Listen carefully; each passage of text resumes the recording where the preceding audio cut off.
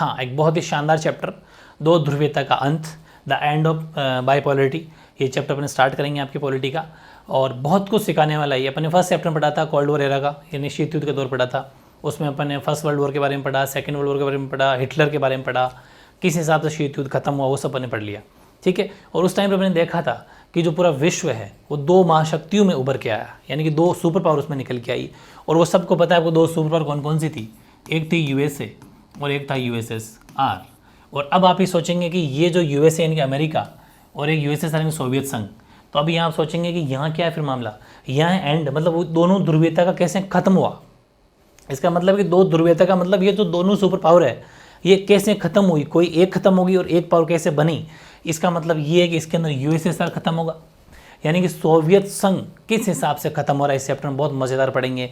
Soviet संघ यानी USSR का खत्म होने का, पतन होने का क्या कारण रहे, क्या उसका रिजल्ट परिणाम निकले, और किस हिसाब से पूरे संसार में एक महाशक्ति के रूप में जो यूएसए बन के उभरा, वो अपन इस चैप्टर में पढ़ने वाले हैं। बहुत ज़बरदस्त चीज़ें पढ़ेंगे, बड़े ही ध्यान से समझना, पूरी हिस्ट्री में लेके जाऊँगा, एक एक चीज़ को टिप्स में अपन समझने वाले हैं। ये चीज़ अपन को ध्यान देनी है, ठीक है, किस हिसाब से यूएसए नंबर 1 बन गया वो अपन देखेंगे। तो आप ये थोड़ा सा मैं एक बार बात बता दूं आपको कि जब अपने हिटलर के बारे में पढ़ा था, Hitler in sense Germany, Hitler का मतलब जर्मनी, जर्मनी का बहुत ताकतवर क्रूर शासक है ना हिटलर था। वहाँ की जनता बहुत ज़्यादा उससे प्यार करती थी, और इसीलिए सेकेंड वर्ल्ड वॉर जब हुआ, लेकिन उसके अंदर हिटलर की कुछ ऐसी नीतियाँ, ऐसी पॉलिसी रही कि बहुत बुरी तरीके से जो जर्मनी है वो हारा। और जर्मनी को हराने में जो लोग थे, उसके ऑपोजिट जो लोग थे हिटलर के, वो ऑपोजिट लोगों को बड़े ध्यान से समझना है आपको, वो मैं बताने वाला हूँ।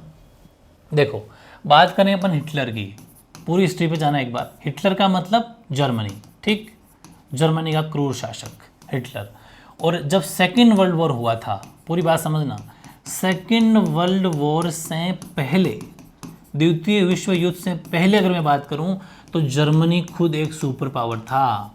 तब तक तो बहुत शक्तिशाली देश था जर्मनी, लेकिन जैसे ही हिटलर ने द्वितीय विश्व युद्ध के अंदर अपनी कुछ नीतियाँ ऐसी बनाई कि इस वजह से, क्योंकि उसने, मैंने कहा था रशिया पे अटैक कर दिया, कभी किसी पे अटैक किया, पूरा हिटलर के बारे में बताया था, उससे अब नहीं देखा तो उस क्लास को फिर ले लेना। तो फिर उस बुरी तरीके से ये जो है जर्मनी की हार हुई, और जर्मनी को जो हराए थे, क्योंकि ये जो जर्मनी था ये था मतलब कि दूरी राष्ट्र यानी एक्सिस पावर था, और उसके अपोजिट लड़ने वाले कौन थे, मित्र राष्ट्र, यानी कि मित्र राष्ट्र का मतलब अलाइड कंट्रीज़। ध्यान से समझना, अलाइड पावर, अलाइड पावर का मतलब एक बार पूरी हिस्ट्री समझ लोगे सब समझ में आ जाएगा। मित्र राष्ट्र थे, कौन कौन से थे, यूएसए था, ठीक है, यूएसएसआर था, फ्रांस था और ब्रिटेन था। अब आप समझेंगे कि ये क्या कह रहे हैं आप, बिल्कुल सही कह रहा हूँ मैं, ध्यान समझना। ये चारों मित्र राष्ट्र थे और हिटलर को बुरी तरीके से हराने में इसका बहुत बड़ा योगदान था, और पूरी की पूरी जर्मनी को ये चारों मिलकर हरा देंगे। चारों ही जने जर्मनी के 4 टुकड़े करेंगे। सीधी सी बात है, जब कोई 4 मिलकर लड़ते हैं, एक दूसरे की हेल्प करके किसी पर अटैक करते हैं, तो सीधी सी बात है चारों अपना अपना हिस्सा लेंगे। तो सभी ने कहा कि भाई मेरा क्या हिस्सा, मेरा क्या हिस्सा, मेरा क्या हिस्सा, मेरा क्या हिस्सा, चारों को अपने अपने हिस्से दिए गए, यानी कि जर्मनी के 4 टुकड़े करे। जर्मनी को डिवाइड कर दिया 4 पार्ट्स में, ठीक, जर्मनी का सत्यानाश हो गया। इन चारों ने जर्मनी को बांट लिया, ठीक है। मैप के जरिए दिखाना चाहूँगा आपको, ये देखें आप, ये मैप है, और ये इस तरीके से इन्होंने जर्मनी को बांटा, ठीक है। अब देखो, ये जो हैं ये हो गया यूएसएसआर, 4 देश थे ना मित्र राष्ट्र, चारों ने, अभी अपन बात करें सेकेंड वर्ल्ड वॉर हिटलर को रहा है उस टाइम की, ये यूएसएसआर हो गया। ये जैसे जिसके झंडे से पहचान कर लेना, मैप में उसके झंडे भी लगा रखे हैं। ये अपना इसका यूएसए हो गया, ये फ्रांस हो गया, और ये अपना ये ब्रिटेन हो गया, ठीक है। इन चारों ने इस जर्मनी के 4 टुकड़े ले लिए, अपने अपने हिसाब से चारों को बंटवारा हो गया, ठीक है, मामला सही था। फिर क्या होता है कि जो ये जो यूएसएसआर है, ये यूएसएसआर ही है, ठीक है, और ये पूरा रेड वाला, और इस यूएसएसआर के जिसको ये पोर्शन मिला हुआ है, यहाँ पर एक जगह पड़ती है बर्लिन। ये कौन सी जगह है, ये है बर्लिन, पूरी बात को ध्यान से समझना, बर्लिन जगह पड़ती है। और ये जो बर्लिन है ये एक्चुअल में ब्रिटेन, उसकी जर्मनी की राजधानी है, ठीक है, जर्मनी की कैपिटल है, राजधानी है, इस बात को समझना। जैसे भारत की राजधानी नई दिल्ली है, वैसे ही कोई भी जब राजधानी होती है ना, वो एक प्रमुख शहर होता है किसी भी देश का, एक बड़ा शहर होता है, बड़ी सिटी होती है, उसमें बहुत सारी ऐसी चीज़ें होती है कि उस वजह से वो फेमस होता है और हर किसी की नज़र वहाँ होती है, ठीक है। तो ये जर्मनी थी, जर्मनी की कैपिटल थी, प्लस जर्मनी का एक सबसे बड़ा शहर भी था, जर्मनी का सबसे बड़ा ये शहर था, सिटी थी। इसलिए इन चारों ने कहा कि भाई देखो अपन ने जर्मनी के तो 4 टुकड़े कर लिए, ये जर्मनी का मैप है, ये किसका मैप है, जर्मनी का। ध्यान से समझना, थोड़ा सा जर्मनी के बारे में बता दूं। ये जो मैप है ये जर्मनी का है और जर्मनी यूरोप महाद्वीप में पड़ती है, यूरोप कॉन्टिनेंट के अंदर ये जो है जर्मनी पड़ता है, यूरोप कॉन्टिनेंट यानी कि यूरोप महाद्वीप का ये देश है जर्मनी। ठीक है, अब जर्मनी को इन्होंने लूटा, चारों ने अधिकार कर लिया, अपना राज बिठा के बैठ गए। और ये जो बर्लिन की लड़ाई छिड़ी, यहाँ पर क्या होगा कि बर्लिन जो कि बड़ा शहर था, इस बर्लिन जर्मनी की राजधानी थी, तो फिर यूएसएसआर जो है यहाँ पर थोड़ा सा गड़बड़ करता है। ये क्या करता है कि ये जो अब अपन बात करेंगे सिर्फ बर्लिन की, जर्मनी की बात नहीं करेंगे, जर्मनी का मामला ठीक है, जर्मनी में जो शहर बर्लिन है यहाँ है लड़ाई, यहाँ शुरू होती है। और यहाँ से किस हिसाब से जो अभी तक चारों दोस्त हैं, किस हिसाब से यूएसएसआर अकेला पड़ जाएगा और ये तीनों दोस्त बन जाएंगे। ध्यान से समझना। अब क्या होगा कि जो बर्लिन है ना, बर्लिन, इस बर्लिन के अंदर आपको मैप में नज़र भी आ रहा होगा, ये देखो ब्लू कलर, फिर ग्रीन कलर और ये येलो कलर और आगे थोड़ा सा रेड कलर, ये चारों ने बांट लिया। कहा कि चलो ठीक है भाई बर्लिन अपन चारों का है, क्योंकि ये मेन शहर हो गया, चारों अपने अपने हिसाब से बांट लेते हैं, थोड़ा थोड़ा थोड़ा थोड़ा मिल गया। अब हुआ क्या कि जैसे ही यूएसएसआर क्या करता है कि यहाँ पर इस जो उधर का जो बर्लिन है उसके ऊपर अटैक कर देता है, एक लड़ाई करता है छोटी सी, लाखों बर्लिन वासी लोग मारे भी जाते हैं उसके अंदर, और इनकी थोड़ी टूट फाट हो जाती है उस छोटी सी लड़ाई करने से ही। ठीक है, यूएसएसआर बर्लिन के ऊपर ज़बरदस्त लड़ाई करता है, वहाँ उसके अंडर में आने के बावजूद भी कोशिश करता है कि उस पूरे को अपने अंडर में ले ले, क्योंकि उस टाइम पर यूएसएसआर काफ़ी पावरफुल था, जिसको अपन सोवियत संगठन कहते हैं, वो काफ़ी पावरफुल था। तो फिर वहाँ से छुटपुट घटनाएं शुरू होती है, ये दोस्ती टूटती है। अब ये हो जाएंगे 3+1। 3+1 का मतलब है ये तो हो गया यूएसए, ठीक, फ्रांस और एक हो गया ब्रिटेन, ये तीनों तो हो जाएंगे एक, और ये यूएसएसआर यानी कि सोवियत संघ, सोवियत संघ अपना अकेला बचेगा। ये ध्यान रखना बस। यहाँ अब ये तीनों एक खेमा बन गया, एक खेमा बन गया, ये बात हुई। और जैसे ही उस यूएसएसआर ने वहाँ पर जो बर्लिन का पोर्शन जो है उस पर लड़ाई करी तो इनकी दोस्ती टूट गई, और इन्होंने क्या करा, फिर कहा कि नहीं यार ये क्या मामला, बात ज़्यादा बढ़ गई, तो फिर इन्होंने बर्लिन के टुकड़े कर लिए। ठीक है, ये जो मैंने लिख दिया इस पर, बर्लिन के टुकड़े कर लिए, ये बर्लिन के टुकड़े करे। कैसे करे देखो एक बार, ये बर्लिन के टुकड़े, सिर्फ बर्लिन दिखा रहा हूँ मैं, जो मैंने आपको वहाँ पर मैप दिखाया था ना, ये बर्लिन है। इस बर्लिन के अंदर ये ईस्ट बर्लिन, ये वेस्ट बर्लिन। बर्लिन कौन सा, जो छोटी सी राजधानी को निकाला, लड़ाई बस इसी की है, मुद्दा यही है, सबसे बड़ा डिस्प्यूट यहीं पर चल रहा है। अब ये ईस्ट बर्लिन हो गया और ये वेस्ट बर्लिन हो गया, ये बर्लिन का मैप है। ठीक है, ओके। और वैसे जर्मनी की बात की जाए तो ईस्ट जर्मनी हो गई है, पूरा पोर्शन जर्मनी का कौन सा हो गया, मतलब ये जो मैप है ना, ये अगर ये जर्मनी का पूरा अगर मैप हो भाई, जैसे भारत का मैप होता है, तो भारत में भी तो है ना ईस्ट इंडिया, वेस्ट इंडिया, ऐसे मतलब नॉर्थ और साउथ, वैसे ही इस जर्मनी को अगर देखें तो जर्मनी का ये ईस्ट जर्मनी हो गया, ये पूरा पोर्शन। ठीक है, ये देखिए मैप, और इस मैप को जब आप देखेंगे तो आपको एक चीज़ नज़र आएगी, ये बर्लिन है, ये किसका मैप है, बर्लिन है। और बर्लिन तो है, लेकिन जर्मनी के किधर पड़ता है, जर्मनी के ईस्ट पड़ता है, तो इसमें इस बर्लिन को कहा जाता है ईस्ट जर्मनी का पार्ट है, ईस्ट जर्मनी पड़ता है, पूर्वी जर्मनी।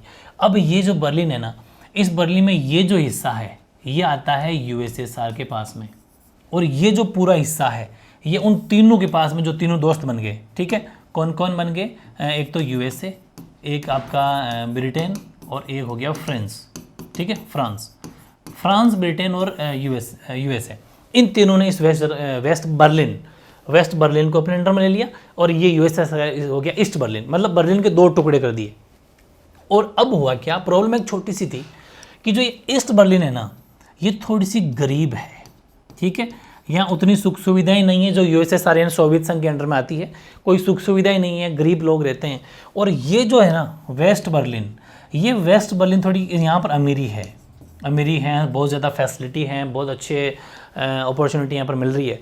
तो फिर होता क्या है कि जो ये इधर की ये जो बर्लिन वाले लोग हैं, ये सीधी सी बात है, अपन भी वहीं जाना चाहते हैं जहाँ पर वेल फैसिलिटी हो, जहाँ पर गुड लिविंग हो, मतलब स्टैंडर्ड की लिविंग हो, मतलब कि एक बहुत अच्छी लाइफस्टाइल हो, वहाँ पर अपन रहना चाहेंगे। तो ये लोग क्या करते हैं, यहाँ से इधर आते हैं, ईस्ट बर्लिन से वेस्ट बर्लिन की तरफ आना शुरू कर दिया। लगभग 1700 के करीब लोग आ गए एक बार। 1961 की बात है। ज़्यादा हिस्ट्री में तो नहीं जाना चाहूँगा क्योंकि फिर बड़ा वीडियो क्लास हो जाएगी, वीडियो बड़ा हो जाएगा। 1961 के करीब क्या होता है कि बहुत ज़्यादा जो पूर्वी बर्लिन के लोग हैं वो पश्चिम बर्लिन की तरफ आने लग जाते हैं। ठीक है, बहुत ज़्यादा इनका इधर से आना शुरू हो जाता है। तो फिर यहाँ ये किसके अंडर में आता है आपको पता चल गया, ये यूएसएसआर के यानी सोवियत संघ।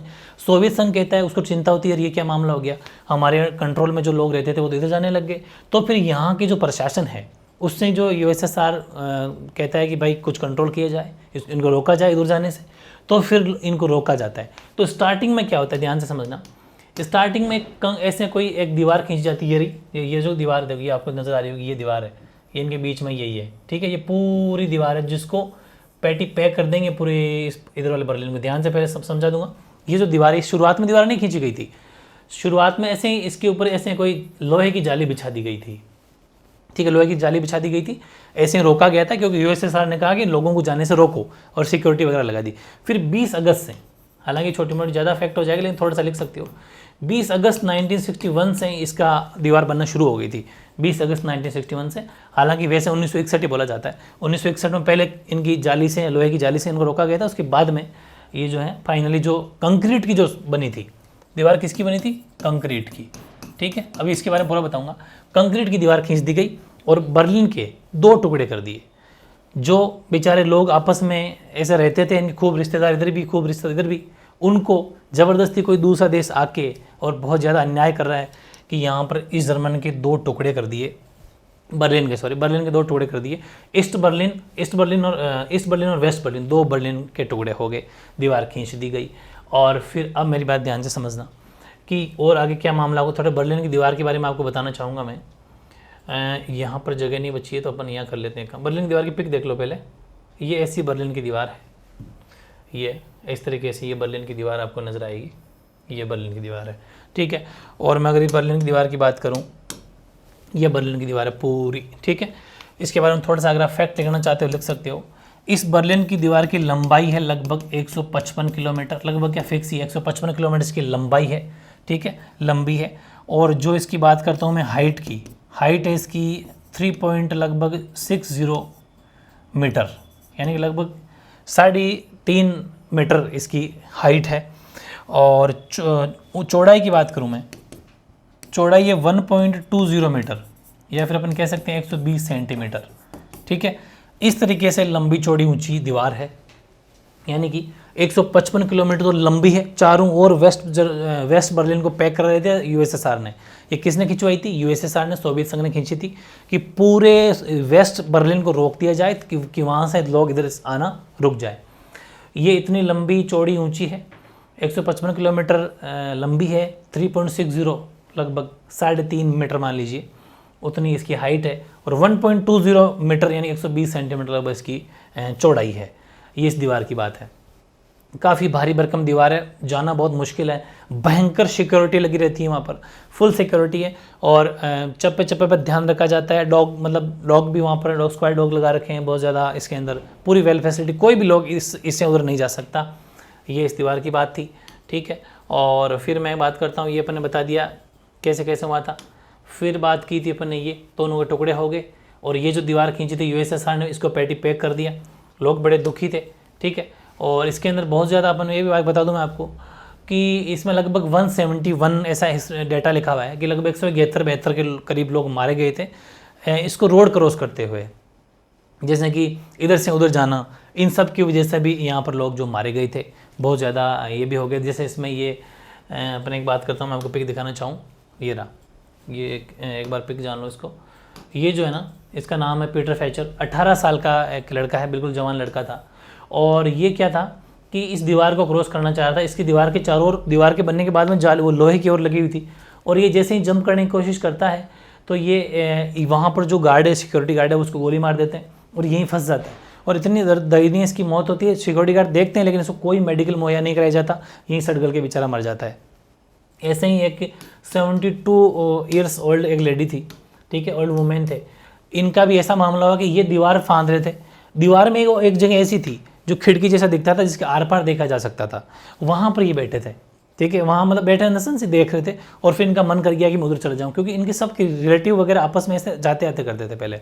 तो फिर ये वहाँ जाने की कोशिश करते हैं और ये दीवार के ऊपर चढ़ जाते हैं, जिसकी एक खिड़की जो होती है उस खिड़की में से उधर जाने की कोशिश करते हैं। हालत ये होती है, मतलब ये बात लिखी हुई है कि उधर जो ईस्ट है इधर जो वेस्ट है, आपस के जो गार्ड हैं वो इनको खींचते हैं, आधे पोर्शन उधर खींचते हैं, आधे इधर इसे लमुटते हैं, खींचते हैं, और इनकी बहुत अकस्मात वहाँ पर मौत हो जाती है। तो ऐसे भी खूब सारे इसमें किस्से बने, वो अपन ने देखा, ठीक है। और फाइनली फिर क्या होता है कि लोगों का प्रेशर इतना है कि लोग कभी जंप करके जाते हैं, कभी कुछ करते हैं, कभी कुछ करते हैं। तो भयंकर वहाँ की प्रशासन पर, यूएसएसआर की सरकार पर, यूएसएसआर के नेताओं पर प्रेशर आ गया, और उसने फाइनली क्या करा कि यूएसएसआर के एक नेता थे, यानी कि जो पॉलिटिकल स्पोकमैन बोलते हैं अपन जिनको, वहाँ पर कम्युनिस्ट पार्टी थी, आपको पता है, एक ही सरकार थी, कम्युनिस्ट पार्टी, ठीक है, कहाँ पर, यूएसएसआर में।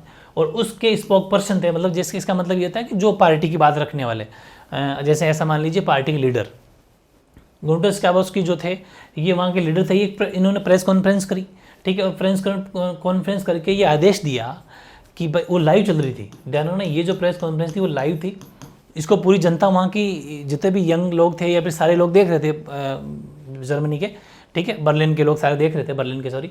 तो इस लाइव कॉन्फ्रेंस में उन्होंने ये कहा, 9 नवंबर 1989 को ये कहा कि इस दीवार को, जो कि पूर्वी जर्मनी और पश्चिमी जर्मनी के बीच में बांटती है, इसको आज ख़त्म कर दिया जाएगा, ठीक है। और ये बात कही, और वहाँ के लोगों ने पूछा, बोले कब? तो उन्होंने कहा अभी का अभी, राइट नाउ, अभी का अभी, तुरंत। तो बहुत ज़्यादा संख्या में लोग वहाँ पहुँचे और तुरंत इस दीवार को, मतलब कि जैसे वहाँ पहुँचे हज़ारों की संख्या में, तो वहाँ सिक्योरिटी गार्ड, जो कि बहुत नाममात्र के होते हैं, आपको पता है, वो देख हड़बड़ा के बोले कि क्या मामला है। तो उन्होंने कहा कि भाई नहीं नहीं, हम हमारा आदेश मिल गया कि दीवार तोड़ेंगे। तो फिर उन्होंने भी नहीं रोका, उन्होंने देख लिया क्योंकि संख्या बल बहुत ज़्यादा था, तो उन्होंने भी कोई मना नहीं किया। कोई दीवार के ऊपर चढ़ गए, कोई कैसे करके छेद करके तोड़ के उधर के उधर जाने लग गए, और फाइनल दीवार को तोड़ना शुरू कर दिया, तोड़ दिया। 9 नवंबर 1989 को दीवार को तोड़ दिया। फिर एक दूसरे लोग आपस में गए, उधर मिले, बहुत ज़्यादा गले मिले, बहुत ज़्यादा, बहुत प्यार से मिठाइयाँ बाँटी, खुशियाँ, बहुत ज़्यादा खुश हुए। और हाँ, एक बात बताना भूल गया, और जैसे ही लोग इधर उधर आने लगे, इस दीवार को फांद के इधर आए, तो बहुत खुशी का माहौल था। तो फिर वहाँ पर क्या हुआ कि सभी ने आपस के अंदर, देखो एक्चुअल में जो पश्चिमी बर्लिन है ना, पश्चिमी बर्लिन, ठीक है, इस पश्चिमी बर्लिन का मतलब वेस्ट बर्लिन, इस वेस्ट बर्लिन की जो मुद्रा थी, जो करेंसी थी, ध्यान से समझना, जो करेंसी थी वो करेंसी थी मार्क। कौन सी करेंसी थी? मार्क। तो जैसे ही पूर्वी जर्मनी के लोग इधर पश्चिम जर्मनी में आने, पूर्वी बर्लिन के लोग जो पश्चिमी बर्लिन में आने लगे, वेस्ट बर्लिन में आने लगे, तो इनका बहुत स्वागत किया गया, वहाँ के नेताओं ने भी इसका बहुत स्वागत किया गया।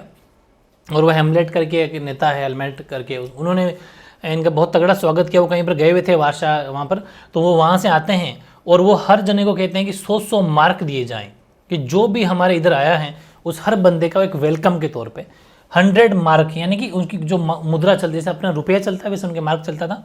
तो 100 मार्क का मतलब होता है $55, लगभग यूएस के हिसाब से $55 होते हैं, कि हर बंदे को एक स्वागत के तौर पे ट्रीट, मतलब जिन्होंने किया उनको, मतलब कि उनको स्वागत किया उनका, $55 यानी कि 100 मार्क हर जने को दिए गए, इतना वेलकम किया गया। और फिर जुलाई 1990 के अंदर जो पूर्वी जर्मनी थी, जो ईस्ट जर्मनी थी, वहाँ पर चुनाव हुए, ठीक है, जो यूएसएसआर के पास में आता था ना, वो वहाँ पर चुनाव हुए। और चुनाव के बाद में 3 अक्टूबर 1990 को पूरी की पूरी जो पूर्वी जर्मनी थी, ईस्ट जर्मनी थी, इन्होंने ईस्ट जर्मनी की मुद्रा यानी कि करेंसी को अपना लिया। और जिस देश ने अगर किसी और देश की मुद्रा अपना ली, यानी अगर उसकी करेंसी अपना ली, इसका मतलब क्या हुआ, दोनों देश एक हो गए। बिल्कुल सही सोचा आपने कि उसी दिन 3 अक्टूबर 1990 को जो पूर्वी बर्लिन था, ठीक है, जो कि पूर्वी जर्मनी में पड़ता था, यानी जो ईस्ट बर्लिन था जो कि ईस्ट जर्मनी का हिस्सा था, और इधर वाला पूरा इन तीनों के अंडर में आता था, यूएसए और इनके पास में, तो वो पूरा का पूरा यूएसएसआर से छिन गया और ये पूर्वी जर्मनी और ईस्ट जर्मनी दोनों एक हो गए। यानी कि जो जर्मनी है उसका एकीकरण हो गया, यानी उसका इंटीग्रेशन हो गया, ठीक है, जर्मनी का इंटीग्रेशन हो गया, एकीकरण हो गया। कब? 3 अक्टूबर 1990 को जर्मनी एक हो गया। क्लास 10th में पढ़ा होगा आपने, वही टॉपिक है। तो आई थिंक शानदार चीज़ें आपने पढ़ी, क्योंकि ये जब हिस्ट्री में आपको जब तक नहीं बताता, सीधे बर्लिन दीवार के बारे में बताते तो मज़ा नहीं आता। अब आपको ये पता चल गया कि बर्लिन दीवार क्यों बनाई गई, किसने बनाई, कब बनी, कब तोड़ी गई, और ये जनता के द्वारा तोड़ी गई थी। 9 अक्टूबर 1989 को जो वहाँ के आम नागरिक हैं, जो पीपल है, उन्हीं के द्वारा तोड़ी गई दीवार है, ठीक है, जो कि एक तरीके से शीत युद्ध का एक प्रतीक थी। भाई देखो होता क्या है, कहा जाता है ना कि जैसे हिरोशिमा और नागासाकी के ऊपर एटम बम गिराए गए थे, तो वहाँ पर आज भी उनके कुछ संकेत हैं एटम बम गिराने के। आज भी वहाँ की जो पीढ़ियाँ हैं वो बिल्कुल पूरे कंप्लीट 100% कोई भी नहीं जन्मता वहाँ पर, आज भी इफेक्ट है। वैसे ही एक ये प्रतीक था, एक सिंबल था, एक ग्रेट सिंबल था बर्लिन दीवार, जिसको तोड़ा गया, ठीक है। ये चीज़ अपन ने पढ़ी, बहुत मज़ेदार बातें थी, ये बातें भी लड़के वाली पढ़ ली अपन ने। अब आपके नोट्स की अकॉर्डिंग आपके कोर्स में क्या क्या लिखना है, पहले थोड़ा बर्लिन दीवार के बारे में लिख लेंगे अपन कि ये दीवार शीत युद्ध का सबसे बड़ा प्रतीक थी, बिल्कुल। This wall was the greatest symbol of the cold war. फिर बर्लिन की दीवार सन 1961 में खड़ी की गई थी, बिल्कुल। The Berlin wall was built in 1961। Berlin की दीवार पूंजीवादी दुनिया, पूंजीवादी का मतलब कैपिटलिस्ट, जिसमें यूएसए, फ्रांस और आपका ब्रिटेन आता है, और दूसरा साम्यवादी दुनिया यूएसएसआर, इनका विभाजन का प्रतीक थी, दो डिवाइडेशन करी थी, बिल्कुल सही बात है। Berlin wall was a symbol of the division between the capitalist world and communist world, बिल्कुल सही, दोनों का विभाजन करती थी। फिर यह दीवार पश्चिम बर्लिन को पूर्वी बर्लिन से अलग करती थी, बिल्कुल सही है, मैंने आपको मैप में दिखा दिया। This wall separated West Berlin from East Berlin, दोनों बर्लिन को अलग अलग करती थी। 150 किलोमीटर आपके एनसीईआरटी में दे रखा है, ऐसा दे रखा है 150 किलोमीटर से ज़्यादा, तो कोई बात नहीं, पर लैंग्वेज वही रख लेंगे। बाकी एक्चुअल में मैंने बता दिया 155, 150 किलोमीटर से ज़्यादा की दीवार थी, 28 साल तक रही। 28 साल तक कैसे कि 1961 में तो बनी थी और 1989 के अंदर इसको तोड़ा गया, तो लगभग 28 साल, ठीक है, तक ये रही। और आखिरकार जनता ने 9 नवंबर 1989 को इसे तोड़ दिया, ठीक है, ठीक है। 155 किलोमीटर ब्रैकेट में लिख लेना आप चाहो तो, मैंने लिखा नहीं कि हिंदी में लिख लेना, यहाँ पर चाहो तो 155 किलोमीटर ब्रैकेट में एग्जैक्ट लिखना चाहो तो चल जाएगा, गलत नहीं है वो, ठीक है। और 28 तक रही थी, और फाइनली जो पब्लिक लोग हैं, पब्लिक ने उनको 9 नवंबर 1989 को तोड़ दिया। ये दोनों, और इसके बाद में जैसे ही ये दोनों जर्मनियाँ, या फिर ऐसा मान लीजिए दोनों बर्लिन जैसे ही मिला, तो जर्मनी का, ये दोनों का मतलब है बर्लिन के दो पार्ट जो थे वो दोनों जर्मनी के एकीकरण हुआ और साम्यवादी खेमे की समाप्ति हो गई। जो यूएसएसआर के पास में जो खेमाता था ना, देखो ये चीज़ वापस आना एक बार इस पर ये कंप्लीट जो यूएसएसआर था, ये यूएसएसआर यहाँ से बिल्कुल ख़त्म। अब ये पूरा का पूरा जर्मनी एक हो गया, कंप्लीट जर्मनी एक हो गया, जितनी भी ताकतें थी सब हट गई। समझ में आ गई? इस बात का ध्यान रखना, इसे बोलते हैं जर्मनी का एकीकरण, यानी कि हमने यहाँ पढ़ लिया कि जर्मनी का एकीकरण हो गया, इंटीग्रेशन हो गया। This was beginning of both unification या फिर इंटीग्रेशन, ठीक है, of Germany and end of the communist bloc. जो कम्युनिस्ट ब्लॉक था, साम्यवादी जो यूएसएसआर ताकत थी, खत्म हो गई वहाँ से, ठीक है। फिर अब बात करते हैं अपन यूएसएसआर की, सोवियत प्रणाली, यानी कि सोवियत सिस्टम क्या था। मतलब अब शुरुआत हो जाएगी, आप इस चैप्टर में यही पढ़ने वाले हो कि कैसे अमेरिका एक महाशक्ति बन के उभर जाएगा और कैसे यूएसएसआर खत्म हो जाएगा, 15 टुकड़े हो जाएंगे यूएसएसआर के, ठीक है। इतनी बड़ी महाशक्ति थी, क्या कारण थे, सब पढ़ने वाले अपन। थोड़ा सा जानेंगे सोवियत प्रणाली क्या है, जो यूएसएसआर की एक सिस्टम था, एक प्रणाली थी, वो प्रणाली क्या है, इसके बारे में जानेंगे। एक्चुअल में क्या हुआ था कि साम्यवादी सोवियत, बात को समझना, साम्यवादी सोवियत गणराज्य USSR, the union of Soviet socialist republics, जिसको शॉर्ट में बोला जाता है यूएसएसआर, 1917 में समाजवादी क्रांति के बाद अस्तित्व में आया। समाजवादी क्रांति का मतलब ये है कि ये एक समाजवादी क्रांति, जो इसको रूस क्रांति भी बोला जाता है। ये यूएसएसआर के अंदर क्रांति हुई थी, इसके बारे में ज़्यादा नहीं जाना, वरना तो फिर पढ़ते ही चले जाओ। इतना सा मानना है कि 1917 के अंदर रूस के अंदर या यूएसएसआर के अंदर एक ही बात है, वहाँ पर ये समाजवादी क्रांति, यानी कि ऐसा मान लीजिए कि सोशलिस्ट रिवोल्यूशन, या फिर ऐसा मान लीजिए कि जिसको अपन बोल्शेविक क्रांति बोलते हैं, बोल्शेविक रिवोल्यूशन हुआ था। उसके बाद में यूएसएसआर निकल के आया कि ये चीज़ क्या है, ठीक है, उभर के आई। उसने क्या करा कि समाजवाद के आदर्शों और समतामूलक समाज की ज़रूरतों को पूरा करने के लिए सबसे इंपॉर्टेंट बात है निजी संपत्ति, यानी कि नाम क्या है, समाजवाद। समाजवाद का मतलब है पूरे समाज को एक नज़र से देखना, जैसे कि प्राइवेटाइजेशन खत्म और निजी संपत्ति को इन्होंने बिल्कुल ख़त्म कर दिया।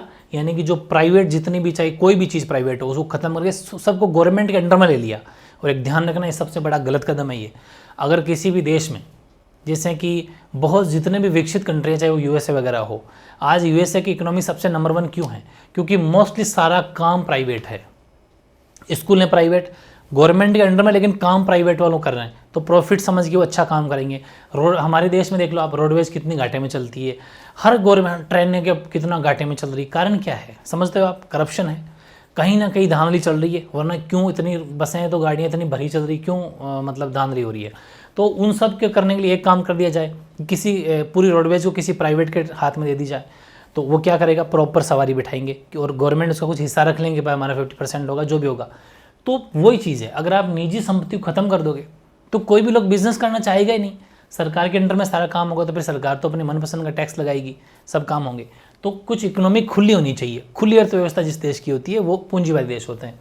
तो ध्यान रखना, इन्होंने इसको समाप्त कर दिया और समानता का सिद्धांत अपनाया, इक्वलिटी बताया, कोशिश की, और उसे ही सोवियत प्रणाली कहा जाता है।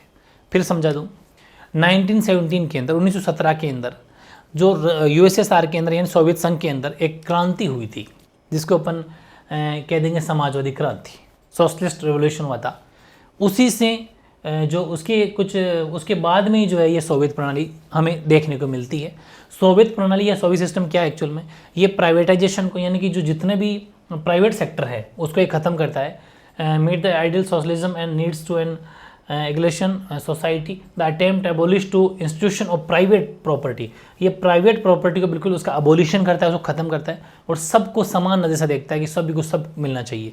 और एक गवर्नमेंट की सिद्धांत पे ये काम करता है। Built the society of principle of equality was cancelled, was called Soviet system, और उसी को हम सोवियत प्रणाली या सोवियत सिस्टम के नाम से जानते हैं। अब इसकी क्या बात है, सोवियत सिस्टम तो आप जान गए। इसमें कुछ बात यह भी है कि इसमें राज्य और पार्टी की संस्था को प्राथमिक महत्व दिया जाता है। In this primary importance was given to institution of the state and the party. यानी सब कुछ, पहली बात तो राज्य का मतलब गवर्नमेंट, सरकार और उसकी पार्टी, बस उसको ज़्यादा वैल्यू देते हैं। और एक चीज़ और है, सिर्फ और सिर्फ एक ही पार्टी वहाँ पर, सोशलिस्ट पार्टी। अब आपको वोट भी करना है तो सिर्फ एक ही पार्टी को करना है, बस उसमें नेता 2 खड़े हो सकते हैं, लेकिन पार्टी एक है। पार्टी का मतलब विचारधारा एक है, उनकी सोच एक है, आइडियोलॉजी एक है, ये ध्यान रखना। और इसकी धुरी थी कम्युनिस्ट पार्टी, मैंने बता दिया ना अभी, एक ही पार्टी थी, वो थी कम्युनिस्ट पार्टी, ठीक है। It axis was the Communist party. और अर्थव्यवस्था पूरी योजनाबद्ध और राज्य के नियंत्रण में थी, कंप्लीट तरीके से जो इकोनॉमी थी वो पूरी की पूरी कंट्रोल करता था स्टेट, ठीक है। अब तो कौन बिजनेस करना चाहेगा, कौन पैसा लगाना चाहेगा? जैसे आज हमारे देश के अंदर जितने भी बड़े बड़े बिजनेसमैन हैं, व्यापारी हैं, अगर वहाँ पर कह दिया साहब यहाँ आते आप कोई काम कर नहीं सकते, आपको पहले गवर्नमेंट को टैक्स देना पड़ेगा, खुली अर्थव्यवस्था अगर नहीं हो, थोड़ी बहुत ढील नहीं दे रखी हो, तो फिर मामला गड़बड़ा जाएगा। और ये सब गलत कदम होंगे जिससे यूएसएसआर की जो अर्थव्यवस्था का डब्बा मतलब भट्टे बैठ जाएगा और इनका इकोनॉमी बिल्कुल डाउन चली जाएगी, ठीक है। ये सब आगे बढ़ेंगे अपन। अब अपन देखेंगे थोड़ी सोवियत प्रणाली कुछ खास बातें। देखो आज ज़्यादा नहीं पढ़ेंगे, थोड़ा सा पढ़ेंगे। सोवियत प्रणाली के बारे में जान लिया, अब इसकी कुछ खास बातें पढ़ लेते हैं, फिर इसकी कुछ कमियाँ पढ़ लेंगे बस। सोवियत प्रणाली की प्रमुख विशेषता ये है कि दूसरे विश्व युद्ध के बाद सोवियत संघ के नेतृत्व में पूर्वी यूरोप के देशों की राजनीतिक सामाजिक व्यवस्था को सोवियत प्रणाली की तर्ज पर ढाला गया। बिल्कुल सही है। जैसे सेकेंड वर्ल्ड वॉर हुआ उसके बाद में सोवियत संघ ने जो आपका ये सोवियत यूनियन है उसके नेतृत्व में जो भी पूर्वी यूरोप के देश आते थे उनको बिल्कुल इनकी अकॉर्डिंग ढाला गया, मतलब इनकी आइडियोलॉजी को मानते हुए इनको बनाया गया। After the second world war, under the leadership of the Soviet union, the political social system of the eastern European countries were modelled after the USSR. जैसा इसकी रणनीति थी, जैसी इसकी आइडियोलॉजी थी, उस अकॉर्डिंग इनको डाला गया। और इस खेमे का जो नेता थे वो समाजवादी सोवियत गणराज्य के नाम से जाना गया। इस खेमे का नेता समाजवादी सोवियत गणराज्य था। The leader of this camp was socialist Soviet Republic, ठीक है। दूसरी खास बात क्या थी कि सोवियत प्रणाली में संपत्ति का प्रमुख जो होता था, जो प्रॉपर्टी का मेन हेड होता था, वो होता था स्टेट। राज्य का स्वामित्व होता था, सब कुछ पूरी प्रॉपर्टी स्टेट की स्वामित्व होता था। और भूमि और अन्य जो भी उत्पादक हैं, यानी कि in this Soviet system property was primarily owned by the state and in addition to ownership of land and other productive asset control by also with the state. और सब कुछ का स्वामित्व है, चाहे वो भूमि हो चाहे कितनी संपत्ति, उन सब का नियंत्रण राज्य करता था। आप समझ गए। जैसे मैंने आपको आगे भी एक चैप्टर पढ़ाया था पॉलिटी का कि जब नेहरू गवर्नमेंट थी तो भारत की इकोनॉमी काफ़ी अच्छी थी। जैसे इंदिरा गांधी आई और उन्होंने 14 बैंकों का राष्ट्रीयकरण किया, पढ़ाया था, याद आ रहा है, 14 बैंक्स का नेशनलाइज किया, तो उसके बाद में हमारी इकोनॉमी डाउन चली गई थी। क्योंकि आप हर चीज़ को जब गवर्नमेंट बना लोगे तो प्राइवेट लोग प्राइवेट सेक्टर में पैसा लगाना चाहेंगे नहीं, और जब तक प्राइवेट आदमी काम नहीं करेंगे, गवर्नमेंट का आपको पता है करप्शन है, वहाँ पर नौकरशाही बढ़ जाएगी। नौकरशाही का मतलब है जो गवर्नमेंट सर्वेंट में जो नौकरी काम करते हैं ये करप्शन बढ़ा देंगे, क्योंकि उनको पता है कौन हमें करने वाला, अब तो हम ही सब कुछ है। जो नौकरशाही बढ़ना एक गलत चीज़ हो जाती है। वही यहाँ होगा सेम टू सेम, कि सोवियत प्रणाली में नौकरशाही मतलब जितने भी, अब क्या हो गया, गवर्नमेंट का राज है, गवर्नमेंट के अंदर काम करने वाले लोग हैं, बस सरकार की चलती है, तो नौकरशाही का शिकंजा कसता जा रहा था। और जहाँ नौकरशाही हो जाती है ना, वहाँ जनता काम नहीं होता, जनता भला नहीं होगा वहाँ पर। और ये प्रणाली सत्तावादी हो गई। सत्तावादी का मतलब जैसा पार्टी कहती वैसा काम करते भाई, और क्या करना है। कोई भी, जैसे आप बड़े से बड़ा कलेक्टर ही क्यों ना हो, सरकार जैसा कहेगी वैसा काम होगा, सरकार नहीं बदलेगी, कलेक्टर के विचार बदल जाएंगे, क्योंकि जैसा गवर्नमेंट का आदेश है, गवर्नमेंट के ऊपर थोड़ी ना है कोई भी। वैसे ही चीज़ है कि सत्तावादी होगी और नागरिकों का जीवन कठिन होता चला गया, और लोगों को लोकतंत्र तथा अभिव्यक्ति की आज़ादी रही नहीं। आप मन से डेमोक्रेसी की भूल जाओ, सब कुछ तानाशाही बढ़ गई, एक तरीके से नौकरशाही तानाशाही बढ़ गई। Bureaucracy keep tightening on the Soviet system at this system, ये एक तरीके से कमियाँ ही मान लो चाहिए। ये इनकी खास बातें हैं और ये इनकी कमियाँ भी है, अभी अपन वो भी पढ़ लेंगे। And life of the citizen become difficult, people did not have democracy, freedom, ये सब एक्सप्रेशन, राइट टू एक्सप्रेशन सब खत्म हो गए। फिर चौथी बात कि सोवियत प्रणाली में एक दल यानी कम्युनिस्ट पार्टी का शासन था। ये भी बड़ी गलत चीज़ है। एक ही पार्टी का शासन होगा तो लोगों को उन्हीं को वोट देना पड़ेगा, जाएंगे कहाँ, ठीक है। और इस दल का सभी संस्थाओं पर गहरा अंकुश था, और ये दल जनता के प्रति जवाबदेह था ही नहीं, ठीक है। ये भी एक सिस्टम हो गया। यानी the Soviet system was ruled by one party, the Communist Party, and the party had deep control over the institution. This party was not accountable to the people, responsible नहीं थी, उसकी जवाबदेही नहीं थी। हालांकि एक चीज़ और है, इसकी एक खास बात और है, हालांकि सोवियत संघ के नक्शे में अपन रूस के अलावा टोटल कुल मिला के 15 कंट्री दिखाते हैं। रूस संघ के 15 गणराज्यों में से एक था, लेकिन सब कुछ रियलिटी पावर देखी जाए तो रूस की थी। अपन ये कहते हैं कि यूएसएसआर में 15 कंट्री है, ठीक है, वो अपन देखा भी था, लेकिन एक्चुअल में सब कुछ पावर थी वो रशिया के पास में थी। ये भी गलत चीज़ है। तो although Russia was one of the 15 Republic of the union of the map of the Soviet union, but Russia was the dominant in every aspect.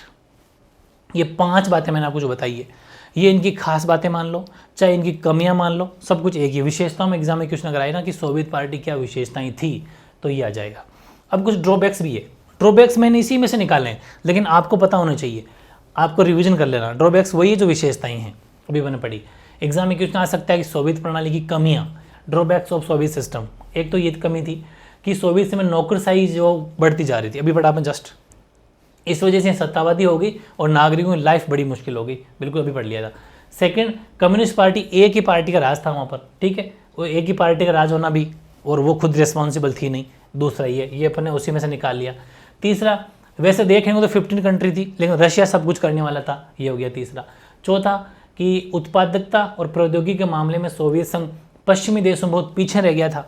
इससे हर तरह की उपभोक्ता वस्तुओं की कमी हो गई थी, क्योंकि अब सरकार सब कुछ काम करने वाली है तो जनता का बिल्कुल भी, कहते हैं ना, आज जैसे किसान काम करता है, अपने पढ़ा था, हिस्ट्री के अंदर भी पढ़ा था, आज किसान काम करता है। क्योंकि किसान क्यों मेहनत करते हैं? क्योंकि उनको पता है कि खेत हमारा है, और अगर वही खेत किसी राजा का होता या सरकार का कंट्रोल होता तो किसान उतनी पैदा नहीं करता। उसको क्या करना है, उसे पता है कि हमारी प्रॉपर्टी थोड़ी है, ये होगा जो हो जाएगा, क्या मतलब है, जनता आधा टैक्स तो लेके चली जाएगी सरकार। लेकिन अब उनको फ्री कर दिया कि आप करिए काम, तो मस्त तन मन से काम करते हैं। वैसे ही जब कुछ सब सरकार का जब कंट्रोल हो जाता है ना, कोई काम नहीं करता फिर तन मन से। ये 3-4 कारण थे, जिसमें टेक्नोलॉजी वाला भी कारण आपको जोड़ देना है। अगर एग्जाम में क्वेश्चन आ जाए कमियों का, तो वही विशेषताएं अगर आपने पढ़ ली, मेन इनके फीचर अगर पढ़ लिए, तो वही चीज़ इधर है। तो ठीक है, आज की क्लास में अपन ने क्या पढ़ा? एक तो अपने बर्लिन के दीवार के बारे में पढ़ा, एक अपने सोवियत सिस्टम के बारे में पढ़ा, यानी सोवियत प्रणाली के बारे में पढ़ा। सोवियत प्रणाली क्या थी, उनका मीनिंग या अर्थ क्या था, सोवियत प्रणाली क्या खूबियाँ, क्या विशेषताएं थी, और क्या उसकी कमियाँ, लिमिटेशन या ड्रॉबैक्स थे। ठीक है, ऐसे पढ़ेंगे तरीके से, बहुत मज़ा आने वाला है। और मेरी बात को सुनना ज़रूरी है, क्योंकि ये पॉलिटी है, इसमें आपको सुनना पड़ेगा और बड़े ध्यान से। और हर चीज़ को, जैसे मैप दिखा रहा हूँ, उस मैप को आप बड़े ध्यान से कि अच्छा ये ऐसे टुकड़े हुए थे, ऐसे बर्लिन के 4 टुकड़े हुए थे, सारी बातें। ठीक है, मतलब समझ में आ गया। सबसे पहले क्या हुआ था, जर्मनी के 4 टुकड़े हुए। चारों के कौन कौन से? एक तो यूएसएसआर, इधर 3 आ गए, यूएसए, फ्रांस और ब्रिटेन, ये 4 टुकड़े हुए। फिर उस जर्मनी के अंदर एक जगह पड़ती है जो जर्मनी की राजधानी थी, बर्लिन। ठीक है, सबसे बड़ा शहर था। इन चारों ने कहा भाई हमें वहाँ पर भी हक मिलना चाहिए, बड़ी सिटी है। तो कहा ठीक है, चारों वहाँ पर भी जाते हैं, वहाँ पर भी सेम उस बर्लिन के भी 4 टुकड़े होते हैं। बाद में वहाँ पर यूएसएसआर से इनकी अनबन हो जाती है, तो ये तीनों एक हो जाते हैं, यूएसएसआर अकेला पड़ जाता है, ठीक है। और वहाँ की फिर यूएसएसआर थोड़ी दादागिरी करता जरूर है, दीवार खिंचवा देता है, दीवार जिसको अपन बर्लिन की दीवार बोलते हैं, जो पूर्वी जर्मनी और पश्चिमी जर्मनी पूर्वी बर्लिन और पश्चिम बर्लिन को बांटती है, यानी ईस्ट बर्लिन और वेस्ट बर्लिन को बांटने वाला काम करती है। लेकिन वहाँ की जनता को ये बहुत गलत लगता है, क्योंकि वहाँ की जनता आपस में एक दूसरे से, अपन सोचो हमारे घरों के बीच में कोई दीवार खींच दे, तो उस साइड में हमारे फैमिली के लोग रहते हैं, इधर भी हमारे फैमिली के लोग रहते हैं, तो उनका काफ़ी विरोध हुआ, बहुत सरकार का प्रेशर सरकार को बना, तो फाइनली उसको दीवार को गिराना पड़ा। जो जनता को आदेश दिया था, जनता खुद ने उसको गिरा दिया। उसके बाद में वो आपस में एक दूसरे एक हो गए और यूएसएसआर का वहाँ से राज्य शासन बिल्कुल ख़त्म हो गया। और जो पूर्वी बर्लिन थी, ईस्ट बर्लिन जो थी, उसने यहाँ पश्चिम बर्लिन यानी कि वेस्ट बर्लिन की करेंसी को अपना लिया, मार्क जो चलती थी। और जैसे ही जिस देश की वहाँ जहाँ करेंसी को अपना लिया जाता है, फिर तो वो एक हो जाते हैं, तो दोनों एक हो गए। और इससे हम कहते हैं इंटीग्रेशन ऑफ जर्मनी, यानी कि जर्मनी का एकीकरण हो गया। और फाइनली जर्मनी के जो 2 टुकड़े हुए थे, जर्मनी पूरा वापस एक हो गया, जो कि हिटलर की कुछ कमियां रह गई थी, वो चीज़ है, ठीक है। अब इसको अपन आगे कंटिन्यू करेंगे। अब अपन क्या पढ़ने वाले हैं? अब अपन पढ़ेंगे कि जो सोवियत संघ है, जो सोवियत यूनियन है, वो कैसे टूटा, उसका विभाजन कैसे हुआ, क्या कारण रहा कि इतनी बड़ी महाशक्ति यूएसएसआर वो टूट के बिखर गई, खत्म हो गई। कौन ऐसा बंदा था जिस वजह से ये गलतियाँ हुई, समझ रहे होंगे कौन ऐसा बंदा था, बताऊंगा उसकी कुछ बातें, ये अपन पढ़ेंगे नेक्स्ट क्लास में, ठीक है। ओके।